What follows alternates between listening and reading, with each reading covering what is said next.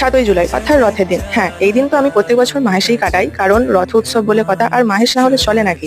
কিন্তু এবারে আমার একটা এক্সাম পড়ে যাওয়ায় সেখানে আর আমার যাওয়া হয়নি। কিন্তু যাওয়া হয়নি বলে আমি রথ দেখিনি বা জগন্নাথ দেবের দর্শন করিনি সেটা কিন্তু হয়নি। এক্সামের শেষ হওয়ার পর পাশেই একটা মন্দির ছিল, সেখানে জগন্নাথ দেবের ভালোভাবে পুজো হচ্ছিল। ব্যাস ওখানে গিয়ে দেখলাম কি সুন্দর জগন্নাথ, সুভদ্রা এবং বলরামকে সুন্দর করে সাজিয়েছে। তার পাশাপাশি ওখানে হরিনামও হচ্ছে।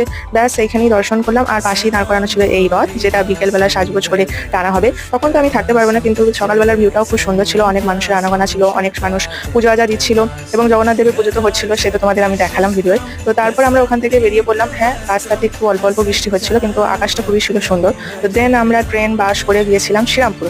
না শ্রীরামপুর গিয়েছিলাম ঠিকই, বাট মায়েশের জন্য যাইনি, কারণ মায়েশে যেতে গেলে তো অবস্থা খারাপ হয়ে যেত, প্রচন্ড ভিড়। কিছু ছিল কেনাকাটা, তো গিয়েছিলাম একটু মলে, কেনাকাটা করলাম এন্ড তারপর চলে এলাম স্টেশনে, কারণ এবার বাড়ি ফিরতে হবে, আর ভালো লাগছিল না।